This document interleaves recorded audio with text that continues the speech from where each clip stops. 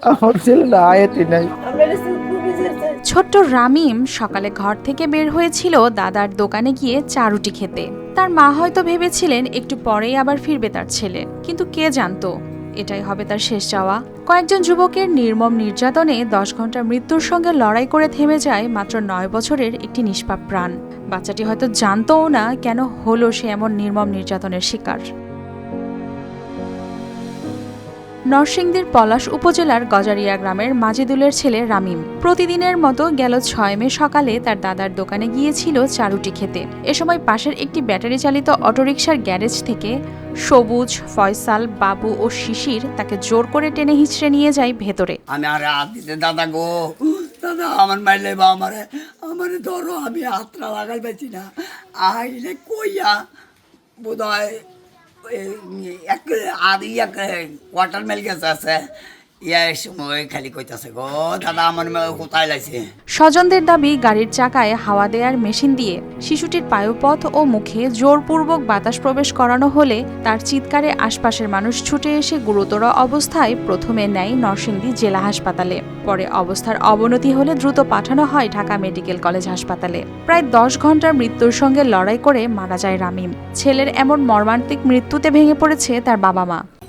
আমার ছেলেটারে টাইনা নিয়ে রিক্সা টিক্সা ঠিক করে এই দোকানে নিয়ে হাওয়ার মেশিন দিয়া পাইপও তো হাওয়া দিছে, মুখ দিয়েও হাওয়া দিছে। পরে যাওয়ার পরে হসপিটাল নিল নরসিংদী জেলা হসপিটালে।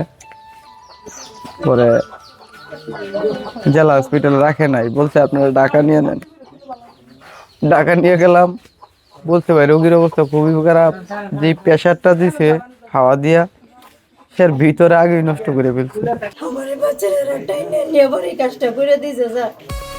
প্রতিদিন গোসলে সিরামের উজ্জ্বলতা মেরি সিরাম সোপ বার। এই নৃশংস ঘটনায় পুরো এলাকায় নেমে এসেছে শোক ও ক্ষোভ। স্থানীয়রা জানিয়েছে অভিযুক্তদের দ্রুত গ্রেপ্তার করে দৃষ্টান্তমূলক শাস্তির দাবি।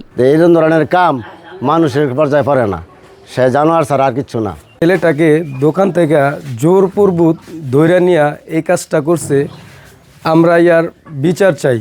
চিকিৎসকরা জানিয়েছেন উচ্চ গতিতে বাতাস শরীরের ভেতরে প্রবেশ করানোর কারণে অভ্যন্তরীণ রক্তক্ষরণের ফলে তার মৃত্যু হয়েছে। পায়ুপথে বাতাস দিলে যেটা হতে পারে সেটা হলো আমাদের পেটের নাড়ি ভরিতে যখন অতিরিক্ত বাতাস দেওয়া হয় প্রাথমিক পর্যায়ে যেটা হয়তো ফেটে যেতে পারে, অতিরিক্ত রক্তক্ষরণ হতে পারে এবং কিছু কিছু সময় দেখা যাচ্ছে ইনফেকশন থেকে সারা শরীরে ইনফেকশনটা ছড়ায় যায়, আমরা বলি যে সেপ্টিসিমিয়া হয়। সেপ্টিসিমিয়ার পরবর্তীতে একটা সময় পেশেন্টের হার্ট ফেলিওর বা আদার্স প্রবলেমগুলো হয়, হলে পেশেন্টটা মারা যেতে পারে এইসব ক্ষেত্রে। এদিকে ঘটনার পর থেকেই অভিযুক্ত 4 যুবক রয়েছে পলাতক। পুলিশ জানিয়েছে তাদের গ্রেপ্তারে কাজ করছে একাধিক টিম। খবর শোনা মাত্রই আমরা ঘটনাস্থল পরিদর্শন করে ঘটনার সত্যতা পাই এবং সেই ক্ষেত্রে আমাদের পুলিশি অভিযান অব্যাহত আছে। আমরা সবাই আসামিদের যারা এই ঘটনার সাথে জড়িত তাদেরকে গ্রেপ্তারের জন্য সর্বোচ্চ চেষ্টা করতেছি।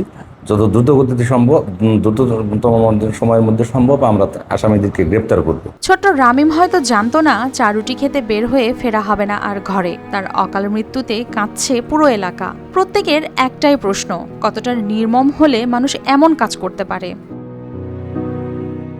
News desk, RTV।